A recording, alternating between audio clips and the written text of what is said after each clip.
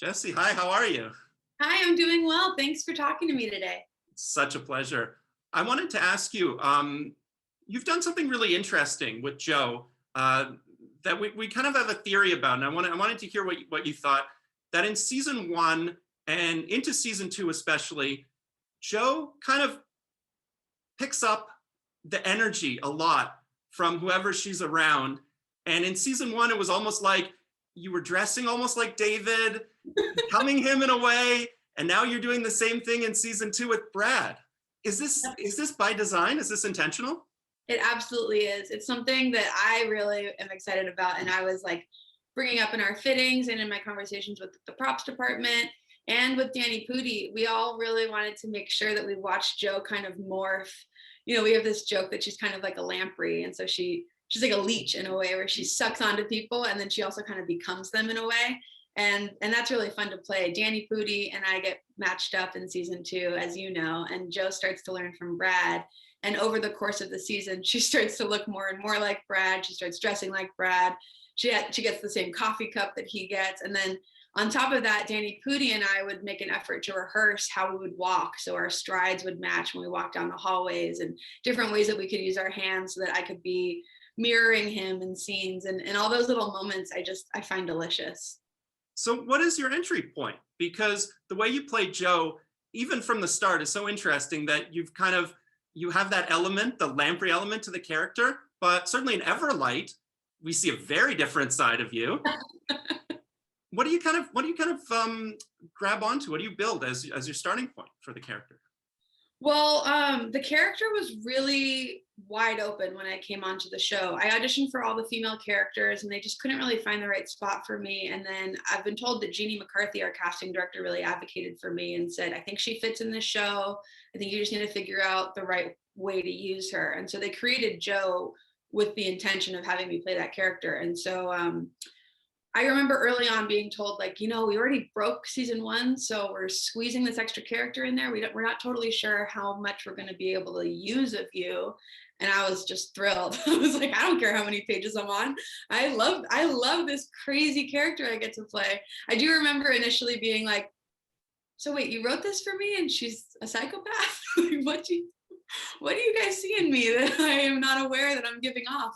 But it's really a thrill. And I actually remember, like, a few months before I even auditioned for this show, I was in a general meeting, which sometimes feel a little pointless. And I remember being asked by this studio executive, like, what kind of dream roles are you looking for? What do you see yourself playing?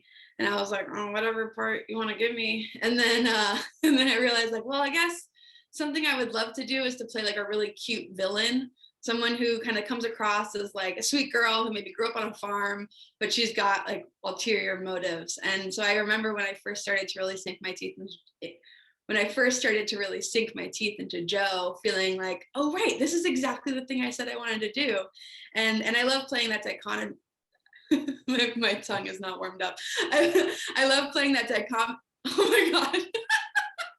I love playing that dichotomy in her and like seeing these different sides of her where I really do think that she thinks she's a nice person and that she's just doing the best job she can. She's trying to be helpful. There's an episode in season one where she's asked, like, what do you want to do today? And she's like, the same thing I do every day, help people achieve their goals, which I think is kind of hysterical because she's constantly getting in everybody's way, because the way that she approaches helping people is just so twisted and deranged and sometimes like evil.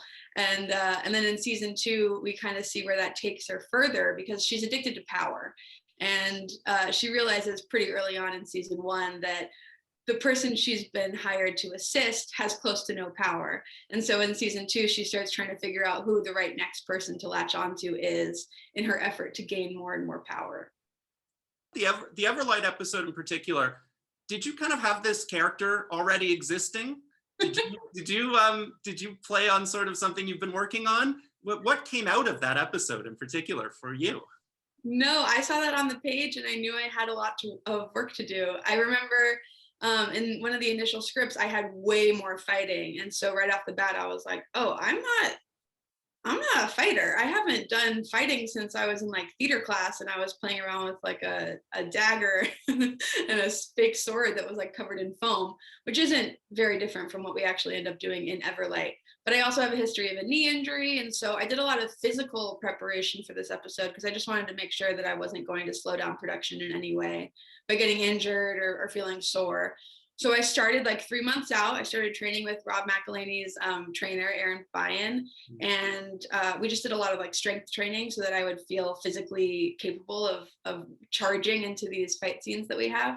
But in terms of character development, it's in her. She's just a crazy person, and so I feel like that episode she really lets loose, and she's given the go ahead to sink her teeth into as many people as she wants to, and early on, she's like, am I going to get my kills? And Ian is like, you're going to get your kills. You can bathe in the blood of your enemies. And so I just took those clues from the script and ran with them. So how much do you feel like a lot of the show, since the subject matter is about gaming, collaborative? It's a multiplayer game and everybody's involvement is important. How much do you feel like your involvement has been instrumental to build not only the character, but the show throughout season 1 and now into season 2? Well, it's definitely evolved over the course of the 2 seasons. I do feel really valued as a player in this cast and as just an employee of the show. Rob, our showrunner and co-creator, along with Megan Gans, both really value our input. And so in season 1, we had kind of plotted out for the most part what would happen. And then in season 2, they welcomed me into the writer's room. So I got to go and be a part of the writing process. And then the whole way through season 2, Rob just opened every door to the 4 women of the cast. So we got to watch dailies, which was unlike any other job I'd had in the past. I feel like sometimes people think that actors are going to watch the dailies and then change how they're acting, or it's going to get in their head. And I know that some actors do feel that way, but I kind of looked at it more like an athlete. Like I watch a lot of Last Chance U. I don't know if you've seen that show on Netflix. You got to watch tape. And so I feel like watching back the dailies was really instrumental this season in helping me really hone in on what was working and what I had done plenty of and didn't need to repeat, and figuring out how to kind of like build this house that is Joe. And then it went on and on. We got to watch the editing process and we got to shadow directors when they came on set. And towards the end of the season, Rob even let me direct some of the second unit stuff, which was really, really fun. And I just feel like in some ways I'm getting paid to take a master's class. I watched your first short that you co-directed, and I went looking, actually, I would have liked to. I went looking for your second short that you wrote and directed, and possibly even named after a Taylor Swift song. I'm not sure about that. I did, yes. And that seemed to be, you were doing it in a way a number of years ago that I thought that might have been sort of your career path. But I've been seeing you act more, and now you're talking about, writing and being on the writing staff. So, how did you plan that out? What did you envision for yourself? I'm a creative person. I really love this medium. I grew up with an actor for a dad, and we lived in a house with a bunch of his comedian friends. And so I've always kind of been around the industry in a way. I know it sounds kind of pretentious, but I'm a storyteller and I love telling stories, and I'll be involved in any way I can. I think coming into, Hollywood, getting an agent and all of that kind of stuff, I just didn't really know what was realistic, what I could realistically expect. I had a very realistic view of Hollywood from my dad's perspective, because I was privy to all these conversations of him going out on auditions and then not getting auditions, and then getting a call back and being sure he was going to get this job and then not getting the job, and sometimes getting the job, of course. But when I started auditioning, I felt like it would be wise of me to also have other skills outside of acting. And I went to Sarah Lawrence College, where I met a handful of really smart writing teachers and directing teachers. And I had access to the film department. And so I would rent out cameras, and then on the weekends try to just shoot stuff with my friends, which is how I made that short film you're referencing. And yes, it is a Taylor Swift reference. And I remember I was in a writing class, and one of our teachers was like throwing out just a fun like assignment with like a kind of a curveball in it. And she was like, I want you to pick something. It could be a musical artist, it could be a painter, anything, and write a script where almost every line is a reference to that person. And so in The Way I Loved You, that short film, nearly every third line is a Taylor Swift lyric. And I remember thinking it was just really fun because I'm a big Taylor Swift fan. And I remember thinking it was kind of interesting at the time how she was being painted in the media, and as this like, you know, crazy woman who turns through men and all of this like totally sexist stuff. And so I wanted to kind of flip it on its head, which is what I did with that short. Great. What have been some of your favorite moments of the show and in this season in particular? Oh man, this season's full of them. I mean, I love so many of the moments I'm not even in. I love all of Charlotte Nickdow's stuff with Poppy. I think her arc this season is really great. I love seeing such a you know, narcissistic ego just like thrive in this character. We don't really get to see that with women as frequently as I would like. And I love all the stuff between Dana and Rachel and their love story evolving. I think a lot of David Hornsby's bits this season just cracked me up. I think he's like a real master of comedy. And he does the same thing that you're talking about, where he's able to make it really grounded and like your heart's kind of breaking for him, but you can't stop from laughing because it's so ridiculous. But for myself, I loved every time I got to be paired up with Danny Pudi, because I think he's an incredibly skilled actor. He's very supportive and giving to his scene partner. And so he and I had a lot of fun preparing for these scenes, and then actually in the process of shooting these scenes, staying loose and being collaborative and taking ideas from anyone. And that was all really, really fun. A specific moment that I really love is in episode 207, Please Sign Here. We have this thing where we're circling around each other, and we got to do this very technical move with the cameras. And I kind of love anytime I get thrown these like challenges of being really technical in how we're acting. So we had to say our lines at exactly the same spot so that we'd be able to edit it together and find continuity. And so working within the restraints of knowing that at different parts in the scene I had to hit exact marks and say it in exactly the same way was really fun. And I think sometimes that can feel like restrictive, but for me it feels like I have like you know, lines and I can color within them. What have been some of your favorites, and you know, certainly into Mythic Quest, what have been some of your favorite projects and favorite scene partners? Man, I kind of have an embarrassment of riches here. I got so lucky. I was auditioning for everything. I remember auditioning for stuff where I was like, if I get this, then I'm gonna be on this. But I was like, I'll take whatever I can get. And then I just lucked out. I got cast on Veep right out of the gate, and that was like a huge, wonderful learning experience for me, getting to take part in scenes that Julia Louis-Dreyfus was in and acting alongside Tony Hale. Those were some really like monumental growing moments for me. And then working with Melissa McCarthy is something I'll never forget. I learned from how she behaves on set, how she behaves within rewriting a scene, and how she actually acts, like watching how she breaks down a scene. And we would shoot the scene exactly as it's scripted, and then once we had that down, we would just like take the wheels off and you could improvise anything you wanted. And it was so loose and free and hysterical. And I remember feeling really lucky that I got to witness some of these takes that obviously we couldn't use everything that we shot. And so getting to see the range of options that she hands over to the editors was really instrumental in me and for me, because now when I'm improvising, I realize how much I can offer, and that eventually it's all going to get cut down. And so you might as well throw everything you've got at the wall. Let's see, other favorite scene partners. I love Allison Tolman. I think she's incredibly talented. And the women on Mythic Quest, we have a really special bond. And anytime, even if we're not in scenes together, if we're just called to set on the same day, we have a blast. And it's a really, really special dynamic that we have there. So shout out to your own podcast, to Learning Lots. You've even got, did you make that? I did, yes, I made it myself. Wow. Well, I I didn't personally make it, but I ordered it and had it made. I really am like a serious actor who likes to disappear into my roles. And so doing this podcast is an opportunity for me to do the opposite of that. I get to be 100% myself, sometimes so vulnerably, and that can be a little scary, but really rewarding because I love the feedback that we get from our listeners. And I was really surprised in our first episode when I admitted to struggling with anxiety, how many people wrote in and said that it helped them to hear us talk about that.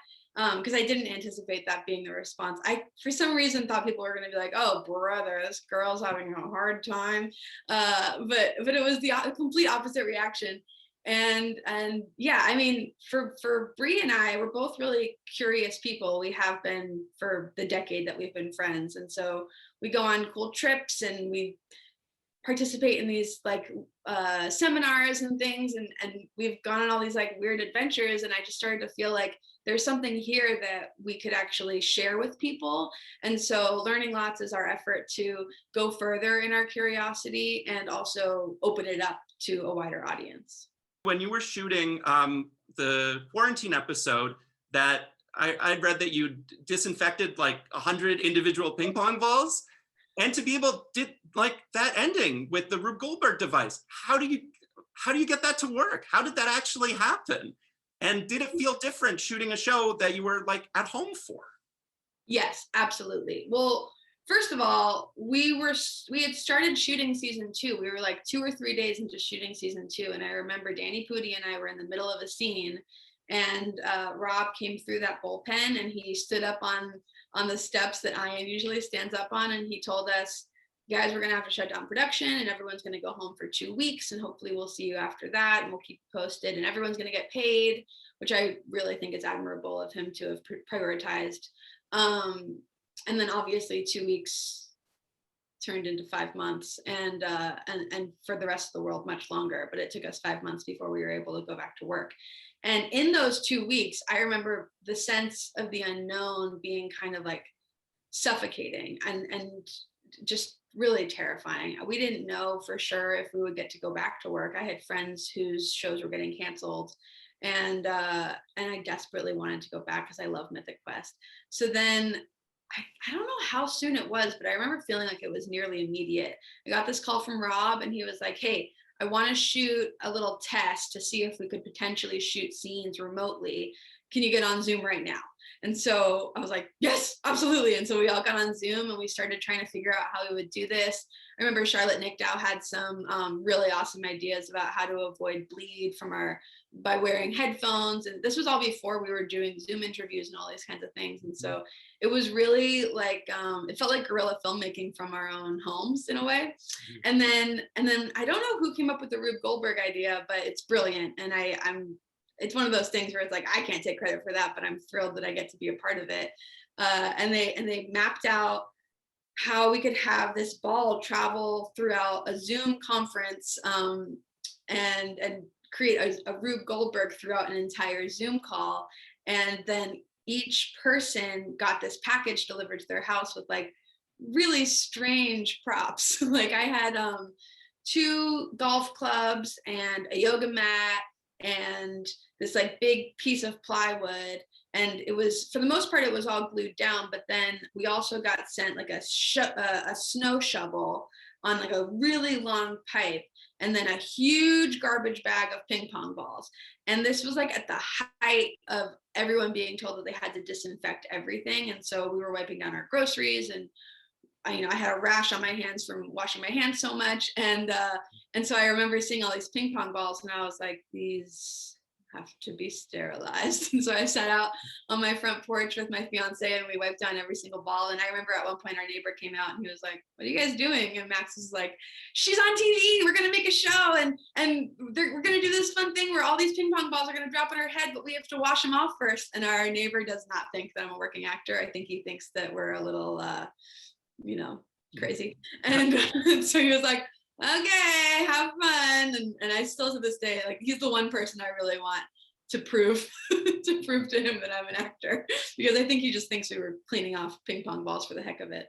But that was all. The way we shot that was really interesting too, because we each had a different time slot, and we would come in and we would practice how to do it. And then specifically my angle, Max is off camera holding that snow shovel up over his head. And so when one ball goes flying over, he would tilt it down and drop all the ping pong balls on me. And so it started to feel this like big familial type of achievement, because everyone's family members were getting in on the action. You know, Danny Pudi's kids are helping him with his props, and Charlotte's husband stands in as Rob McElhaney's body double at one point, and everyone's spouses and kids and one cat got involved, and so that was really special, because we always say, you know, you become a family with the people you work with, and so to then make your family also the people you work with is really special.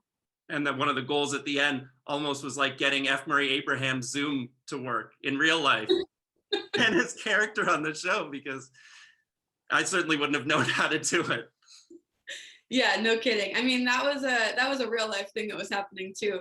Murray he had a great temperament. He was very capable of sitting through how awkward it can be sometimes to try to hone in on a new skill. But I have heard that he accidentally called 911 a couple times, trying to close out his phone, because I think if you push this button 3 times, it calls 911, and so he called twice.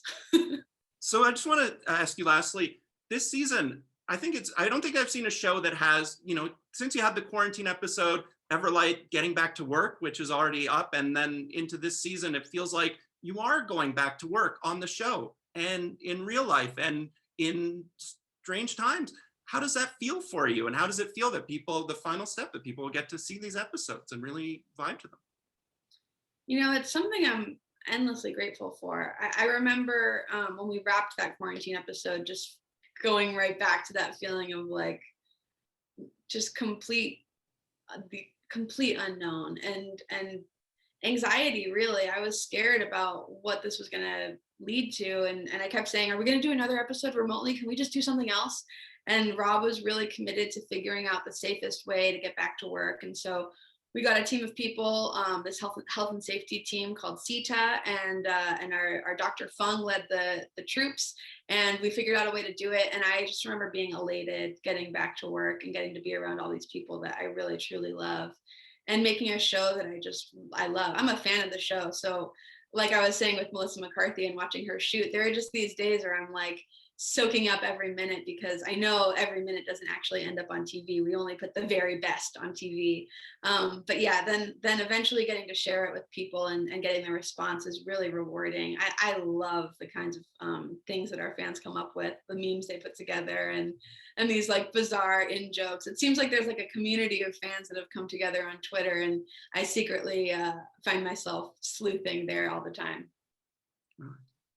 It's been such a pleasure talking with you, hearing from you about the show. I'm such a fan of the show, and now and before a fan of yours too.